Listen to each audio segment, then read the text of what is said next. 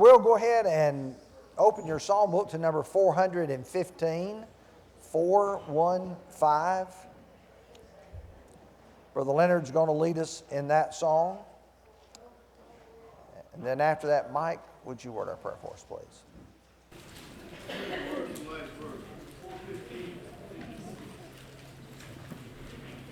More about Jesus.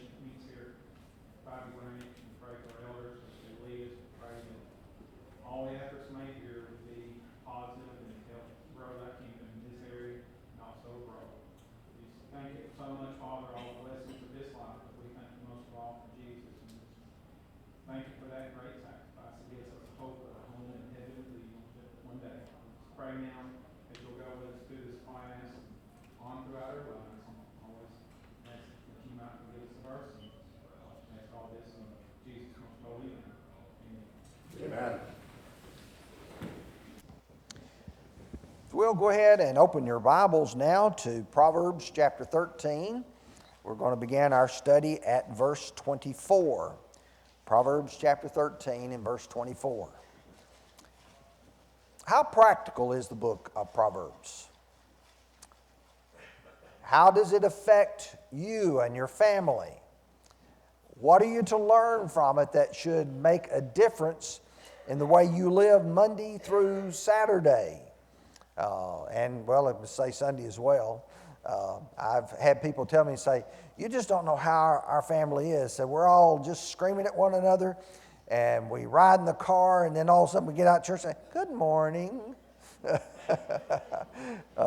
But hopefully this is able to impact who we are and the way we live and the things that we say and the way we live in the family. And sometimes the things we face in our family are not always pleasant, and having to deal with some of these difficulties, Solomon addresses them. So let's begin with verse 24 as our first proverb this morning. He who spares his rod hates his son, but he who loves him disciplines him promptly.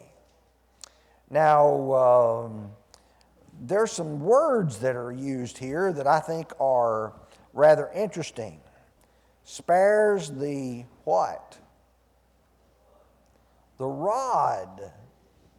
Now, tell me what the rod is. No, it's a little tougher than the switch. What's that? It's an instrument of pain. That's what it is. It was meant to inflict pain. Growing up in school, I know they probably don't do it or can't do it today, but most of the teachers had a paddle laying on their desk. What was the paddle for? Well, threaten was what it ended up doing. It was an intimidation factor. It's to paddle you with. It was an instrument of pain.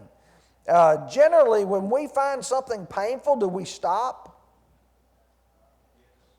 You know, if you take a knife and you cut your finger with it and say, ouch, that hurt. I'm not going to do that again. You find certain behavior, and Solomon talks about that. He talks about rods being for the backs of fools. And it's an instrument of pain, the purpose of which is to correct. He who spares his rod. And what do you mean by spares? You don't use it. How many of you remember, of course, this is when I was a child, Dr. Spock, not Mr. Spock off Star Trek, but Dr. Spock, said that we ought not practice corporeal punishment. No spanking your children. And that philosophy prevailed for quite a while. I don't think it ever caught on in the South, at least not in the neck of the woods where I grew up. Because they didn't read Dr. Spock where I grew up. My parents, they read this book that we're studying, and they believed it. You know, that's. But spares his rod, hates his son. Now, how could you say that that's hatred towards your son? Okay. Teaches respect for authority.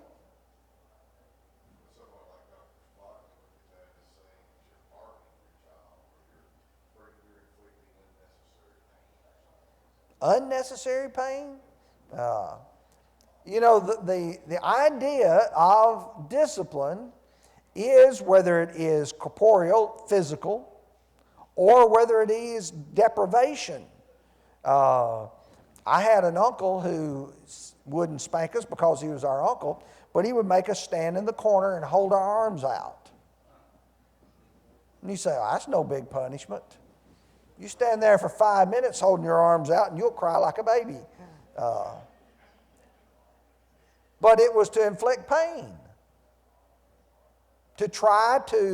But his purpose was not for to try to somehow be ugly to you. He wanted us to grow up to be honest, respectable, and obedient people. And you can tell people who were reared to be honorable, respectable people, and you can tell people who were not. Now, it says he hates him, but he who loves him, now we got this word disciplines here, and it carries with it the full gambit of punishment, but does so, the King James says betimes. The New King James puts the word promptly. What is the importance of the idea of promptly? Yeah, they know what they're being punished for. You know, they don't want to forget about it, the reason why. Now, when my boys were little, Coretta would tell the boys, and when your daddy gets home, he's going to get you. You might say, well, why don't you just go ahead and mete out the punishment then? There was punishment being meted out then. There was the fear from then till the time I got home of what I was going to do. So there was an element of it, but the idea of promptly, it's just like in regards to criminal trespasses. Do we have the right to a speedy trial? What's the idea of that? So justice can be done right away. You want a child to know that what he has done has been wrong, and he wants to know why it's wrong and how it's attached to it. And so the one who loves him disciplines him properly while it is still fresh, while it's on his mind, while he knows what he's done, and he's able to associate the two together. Now, let me just take you through a few verses that Solomon has presented in the book of Proverbs on this same idea. You go back to chapter 3, verse 12 that I alluded to in my lesson this morning. For whom the Lord loves, he corrects, just as a father the son in whom he delights. You have a child you love, you want that child to succeed, you practice discipline. Chapter 19, verse 18. Chasten your son while there's hope, and do not set your heart on his destruction. Chapter 22, verse 15. Maybe I should write these in the corner. 22, 15. It says, foolishness is bound up in the heart of the child. The rod of correction will drive it far from him. Chapter 23, verses 13 and 14. He says, do not withhold correction from a child. If you beat him with a rod, he will not die. You will beat him with a rod and deliver his soul from hell. And then in chapter 29 and verses 15 through 17, he says, the rod and rebuke give wisdom, but the child left to himself brings shame to his mother. When the wicked are multiplied, transgression increases, but righteousness will see their fall. Correct your son, and he will give you rest. Yes, he will give you delight to your soul. These are just a few of the ones that Solomon uses to try to teach the primary important lesson of correction for discipline. Now, I might ask the question, why is this so important?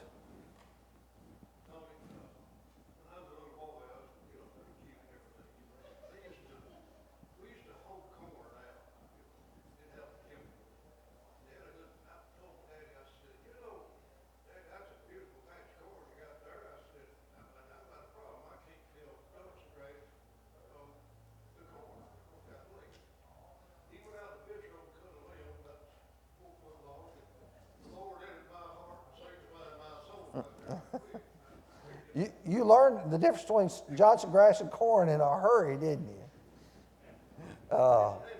That's the Board of Education, and was applied, and he learned the lesson.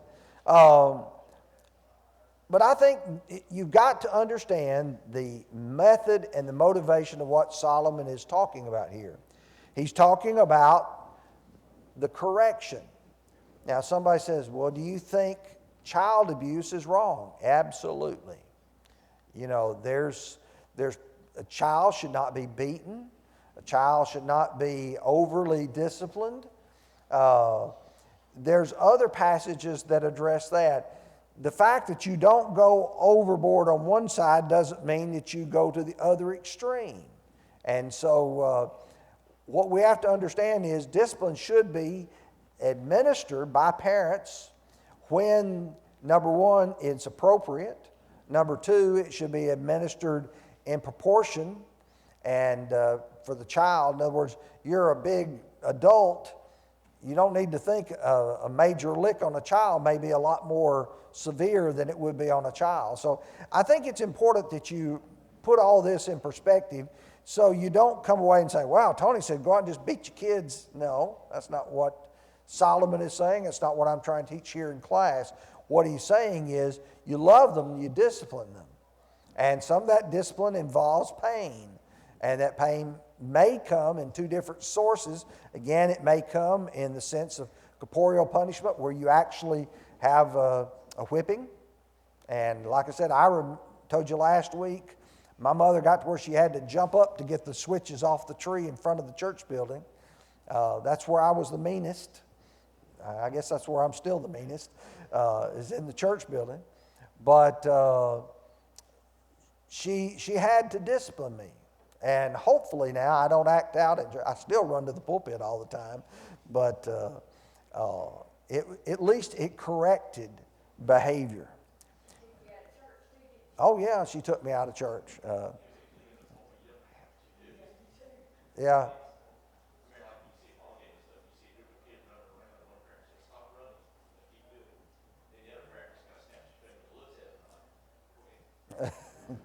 Yeah.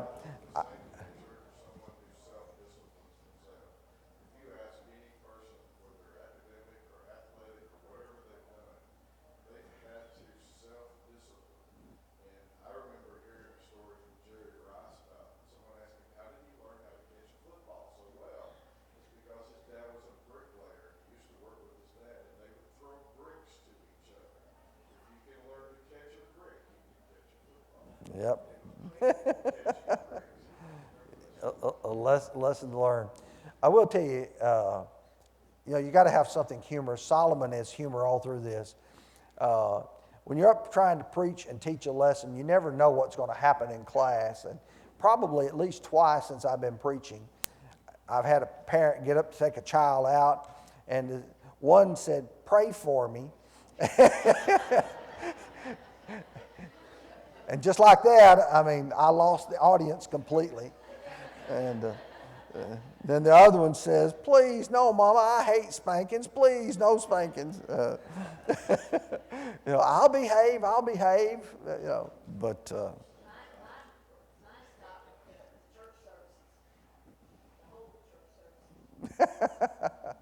well, I told y'all last week what I did. I waited till my mother would bow her head during prayer, then I'd run to the pulpit, and then she'd have to come and get me. And that wasn't pleasant for me either. Okay, let's go to verse 25. The righteous eats to the satisfying of his soul, but the stomach of the wicked shall be in want. It seems like Solomon sometimes just changes from one topic to another abruptly, but I'm trying to think of the way he's presenting this to the way we sometimes talk to our children. There may be something that hits your mind or some point that you feel is relevant to that, and you bring it in. And Solomon says, the righteous eats and the wicked wants. And I think in life, what happens to a parent if you don't teach your children to work? They won't work. What will happen to them throughout the rest of their life? They'll always be in need. They'll always be wanting something. The righteous eats to the satisfying of his soul. He's able to enjoy the blessings of what he has been given. And I don't know, I sort of think these two go together because here you are later in life and you've been disciplined and it made you better in life, and now what you're enjoying because someone did train you that way. I think of Hebrews chapter 12. That's such a marvelous passage there where he talks about no chastening for the moment seems to be joyous but grievous, yet afterward it yields a peaceable fruit in those who've been trained by it. It makes you better so that later in life you grow up and you're a productive member of society and doing well.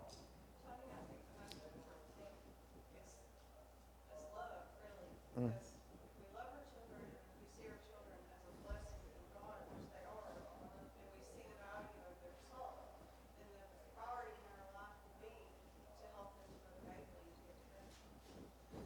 And, that involves a lot of training in there. And, Ephesians 6 verse 4 says, fathers, bring up your children, the chastening, the admonition of the Lord, the fact that you give them the instruction and the direction that they would need. And that's a really good point. Okay, now that's going to take us to chapter 14. And, when we're in our Bible, sometimes we say, okay, that finishes chapter 13. And it's like that finishes the idea. Guess what he starts out with? Still in the family. The wise woman builds her house, but the foolish pulls it down with her hands. The wise woman, the foolish woman. What is the difference now between the wise and the foolish? We have to keep reminding ourselves.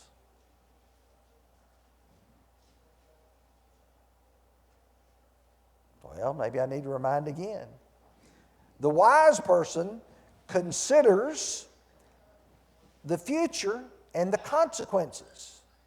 The foolish just acts without thought. You know, how will this turn out? How will that turn out? I don't know.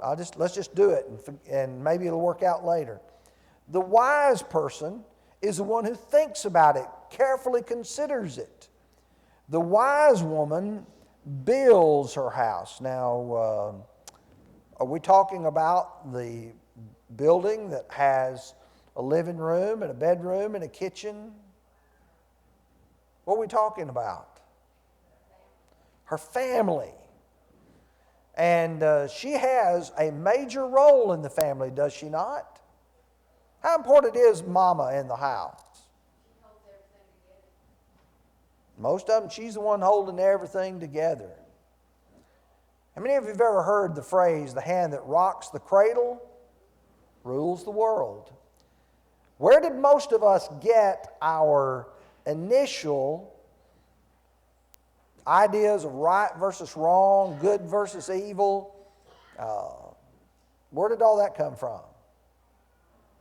Most of the time, mama, because she was there while daddy was out working and he was out. She was there with us. She instilled those values within us. Now, to build a home requires some effort, doesn't it? The woman here who is pulling it down with her hands is also exerting some effort, pulling it down. But Solomon's trying to use a metaphor, a figure, like a person would build a house. You have to make sure that you've got all the elements that are there. You've got to put all the pieces together. And sometimes that's a challenge. I was going to ask, I know 2 or 3 of you probably have built houses or had remodeling lately. Is that an easy task? Cassie, I would ask you, but I knew you would say, no, that's not easy at all. Because people who are building houses find out pretty soon it's hard to get this done and that done and all the things that goes along with it. How easy is it to tear something up? You know, I watch these renovation shows and they go in and say our first day's demolition. And they just tear everything out, down to the bare walls. But then how long does it take them to put it back? Weeks, months, some places, sometimes years. The wise woman, she says, okay, I'm going to build. I'm going to make things better. The foolish woman says, I'm just going to, pull it down with my hands, and it will tell on you. One of the things that I have observed in life is parents who don't realize the way they treat their children or the way their children are going to treat them when they get older. And you think about that. How would you want your children to treat you when you get to where you're not able to do things for yourself? Now, when you're a parent, you have children who can't do things for themselves, and so you as a parent have to help them and do it. Now, what are you going to happen to you when you get to be old? You're the one training your children, are you not? The wise woman thinks ahead and says, you know what, I want to train my children. This is the way you treat your mom and daddy. And when they come, they say, yeah, that's the way you're supposed to do it. You treat mom and daddy poorly, and guess what your kids are going to do? They're going to treat you poorly too. The foolish woman pulls it down with her hands. She doesn't think about all of this. And I look at some of these parents who, for instance, may say, well, they were going into a bar and they leave their children in their car and their children die in the heat. You know why they do that? They don't think. They're just, what pleases me right now. Well, a wise woman has sometimes deny herself and say, I've got to do what's in the best interest of my family here. Verse 2.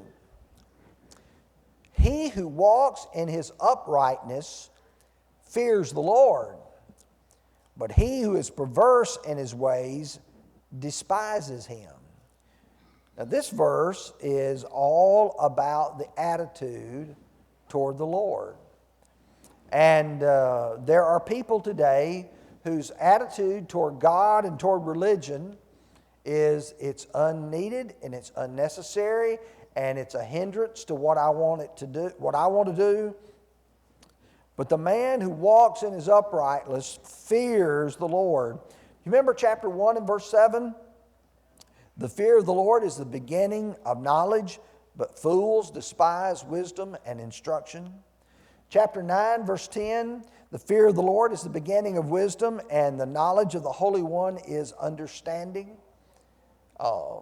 Having the right attitude to God. What does it mean to fear God? I think there's two aspects to it. What's that? I'm deaf today. Honor. Okay. Respect. Love. True fear. Trembling. When you're a 6-foot man and you're a child who's 2 foot tall, 3 foot tall, and they look down at you and they say, "Boy, I said you better do this," does that produce in you fear? Trembling? Yes, it does. But there's also a sense in which it is respect. Brother William Woodson told an instance several years ago when his mother and daddy passed away. His mother had told him, "Son, you and your brothers and sisters are not to ever get in the top drawer of this chest in our bedroom." And he said, all the days of our lives as kids, we never got into that drawer because we respected them. We feared them. Then when his mother and dad passed away and they went to the house, none of the kids would open that top drawer. You know why? They're still afraid. The fear had gone to respect to the point where now they feel like, hey, I'm not supposed to do this. I think that this is the key idea of what he's trying to stress here is the man who walks in uprightness fears the Lord. He knows what God wants and what God doesn't want. And he respects what God has said to know that if I do this, God's going to punish me for it.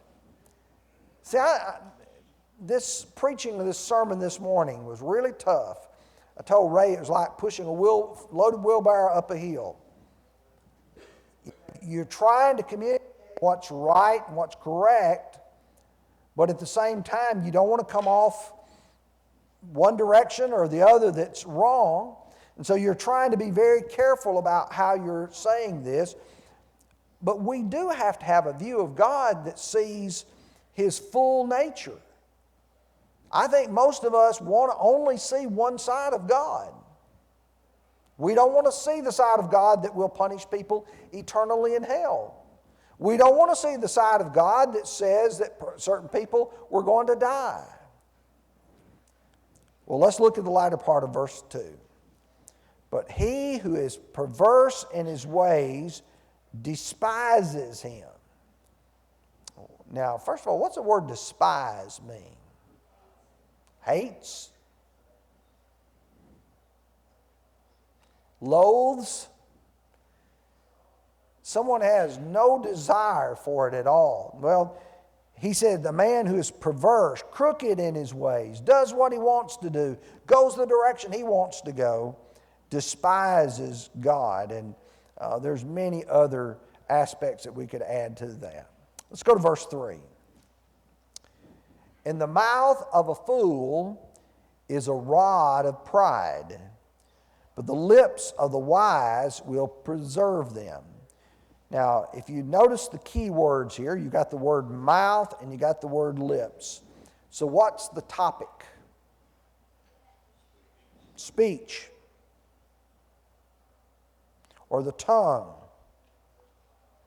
If we think about the tongue, how easy is it for a person to control their tongue? James chapter 3, it's a restless evil. No man can tame it. And so you say, well, if I can't tame it, I'll just say anything I want to. No, you've got to make an effort. You remember what James 1 said? If anyone among you thinks himself religious and does not bridle his tongue, but deceives his own heart, this man's religion is vain. It's useless. We've got to be people who are making some effort to control what we say. In the mouth of the fool, notice we're going to talk about the fool first, is a rod of pride. What's the rod? The reason why I brought that up in chapter 13, 24 was because I wanted you to see it when we got here. What is a rod?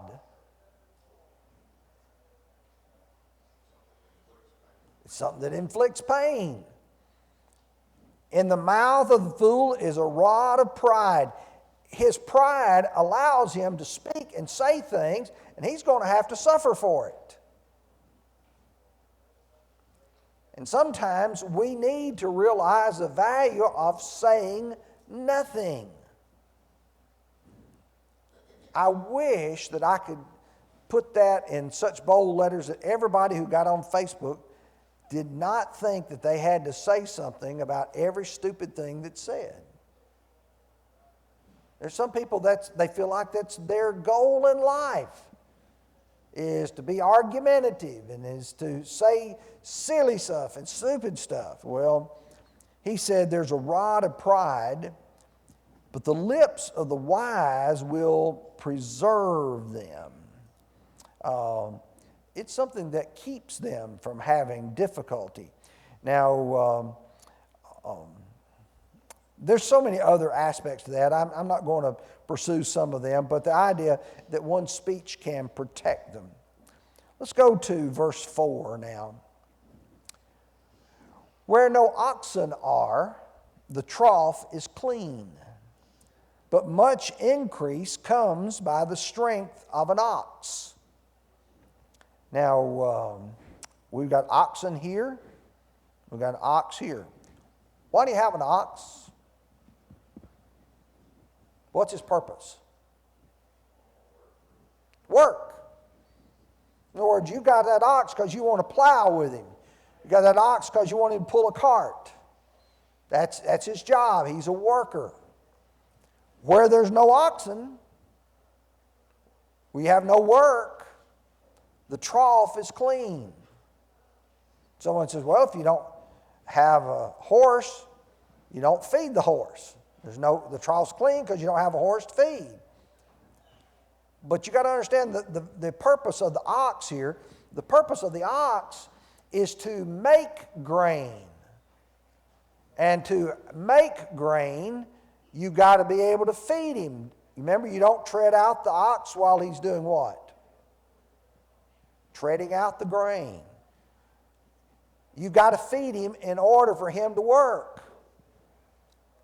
Now somebody says, well, we're all right, we don't have any oxen. Well, you don't have any work either. You don't have any profits. You don't have any benefit. But much increase comes through the strength of an ox. You work him. Now, what's the primary idea of this passage here?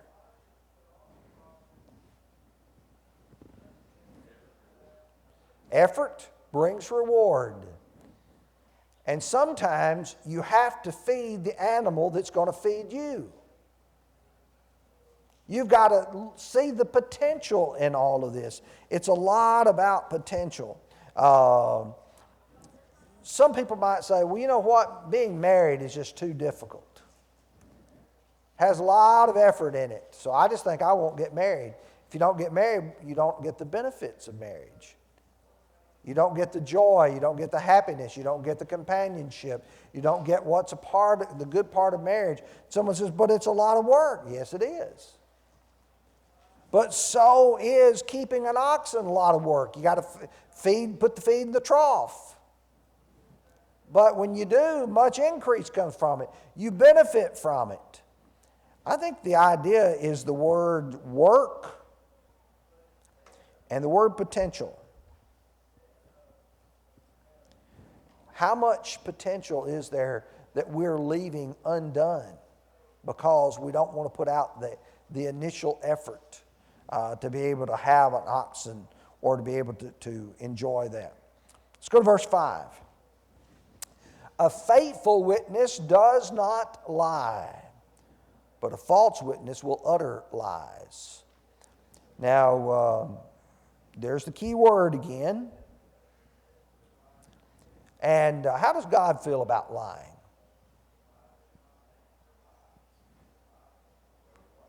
Chapter 6, verse 16.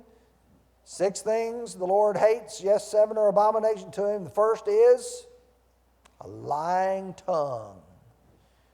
Now, the second key term here is the idea of a witness. And you got the faithful witness and you got the false witness. What does a witness do?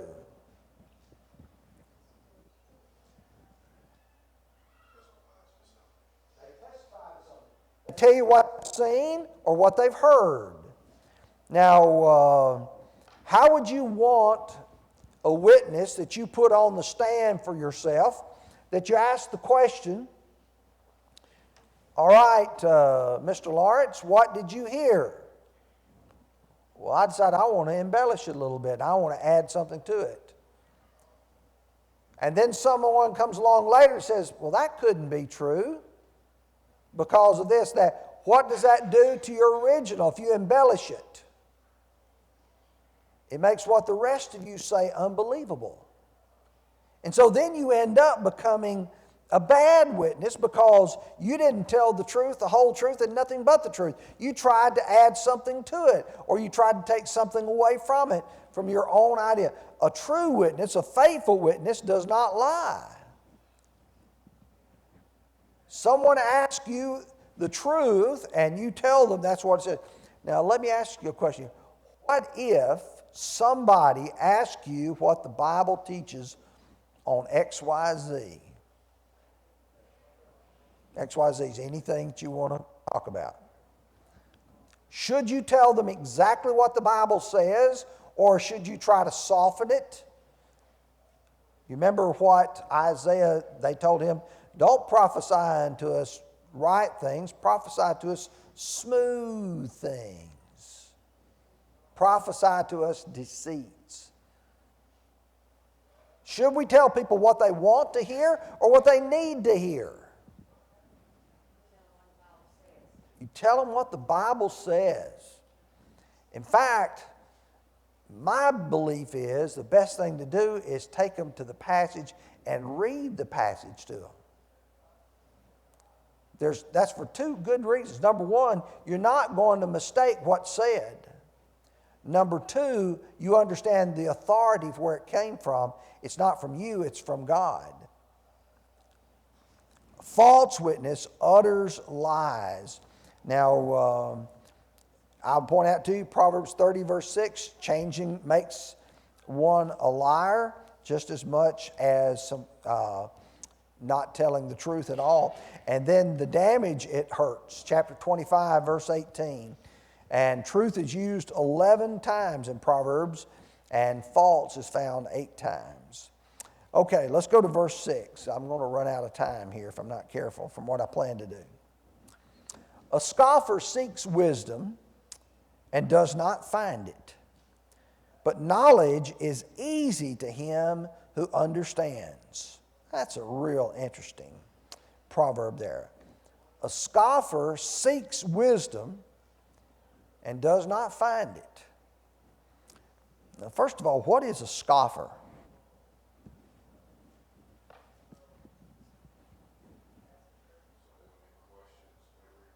Okay, questions everything. There's a little more to it. Makes fun of them. Do you remember 2 Peter chapter 3, he said, in the last days, scoffers will come according to their own lust. They're going to ask, where is the promise of his coming? All things have continued as they were since the foundation of the world. Scoffers are people who are thick-headed.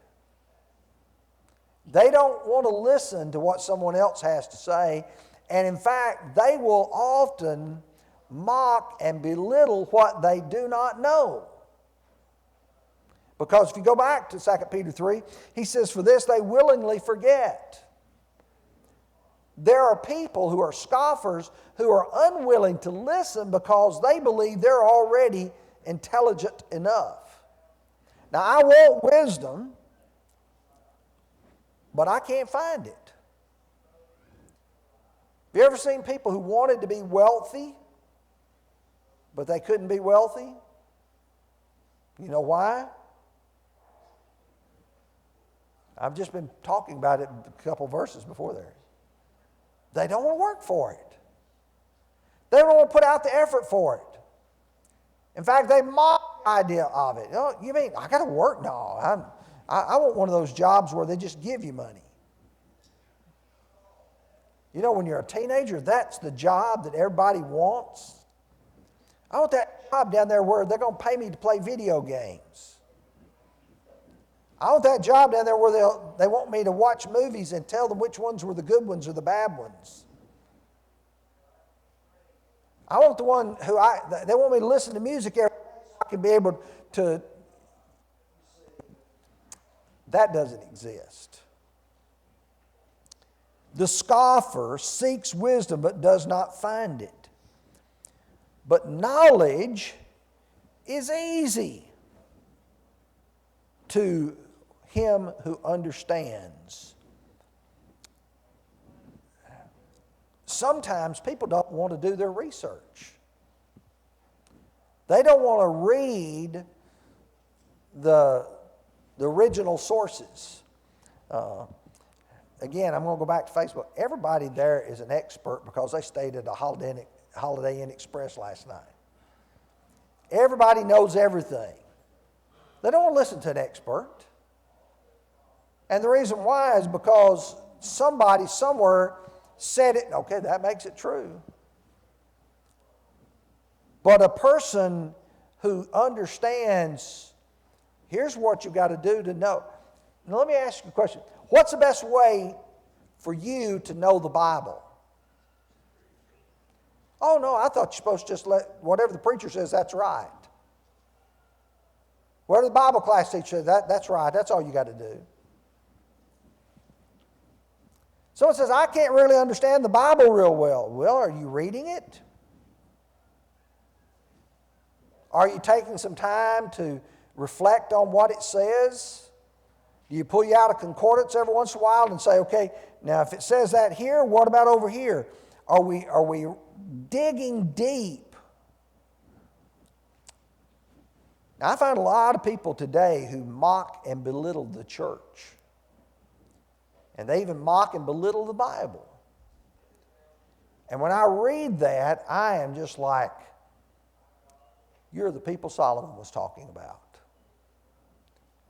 The man who wants wisdom, but he can't find it. He wants knowledge, he wants understanding, but he won't put out the effort for it. But knowledge is easy to the one who understands it. Verse 7. Now this is going to go along with it. Go from the presence of a foolish man when you do not perceive in him the lips of knowledge.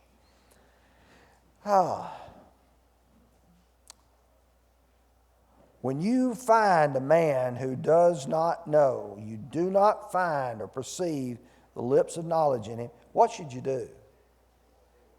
Walk away. You know, there's people like to come in every once in a while. We'll have people come in, salesmen of various sorts, and they'll come in and say, oh, you're a preacher? Yeah, let me tell you about the book of Galatians. Or let me tell you about the book of Romans. And they start rattling off stuff, and they're misquoting what it says, and they're paraphrasing what it says, and they're trying to make you think that they're intelligent and know the Bible. You know what my first thought is? You really need a good Bible study. But you know what happens when you try to rebuke a person who does that, says stuff like that? They turn on you, and they become angry. And, you know, Solomon says, do not rebuke a fool according to his folly, lest he turn. And so the idea is sometimes you can't, you know, some people, it just depends on whether or not they're teachable. But when you find a person, you come in the presence of a foolish man, somebody who he's just described, who wouldn't put any effort into it, wouldn't put any work into it, wouldn't put any study into it. He said, you do not perceive in him the lips of knowledge, just leave him. Go on. And I go back to chapter 13, verse 20. Walk with wise men and you'll be wise, for the companions of fools will be destroyed. What's he trying to say here? He's trying to talk about fools who will not weigh the consequences. And fools mock the very idea. Proverbs 30 verse 20 says that fools mock the idea of a standard of morality. Or Leviticus chapter 5 verses 15 and 16 here, where they mock the idea. I'm already at verse 9, I'm sorry. I shouldn't have been looking ahead on my notes. But the idea here is basically this man here, you leave him. Verse 8, the wisdom of the prudent is to understand his way, but the folly of fools is deceit. Wisdom of the prudent man is to understand his way. I want to know what I am doing is right. I want to know why it's right. And then I want to do what's right. That's what smart people do. Dumb people, the folly, listen to deceit. They're willing for someone else to tell them something because that's what they want to hear. A lot of people, when it comes to financial advice, what do they want? Somebody tell them how to get rich quick. You know what happens to people who listen to those tell them what to do to get rich quick? Play the Tennessee lottery. Enjoy yourself. Look at this person who won the $1 million prize. Even though 1 million of you lost money so that you could give it to that one person. These get-rich-quick things. People want to know the truth, but sometimes they don't want to put the effort out. And he says the wisdom of the prudent is to understand his way. You look at a man who puts the effort out, who does research, who does find things, and he says, that's the one you want to follow with. That's the one you want to listen to. But the folly of fools is deceit. He is just willing to follow it. Okay, do you have any questions? We're at the top of the hour, and they're fixing to ring the bell. So verse 9 will be where we will begin next Sunday morning as we consider there the idea of fools mocking at sin.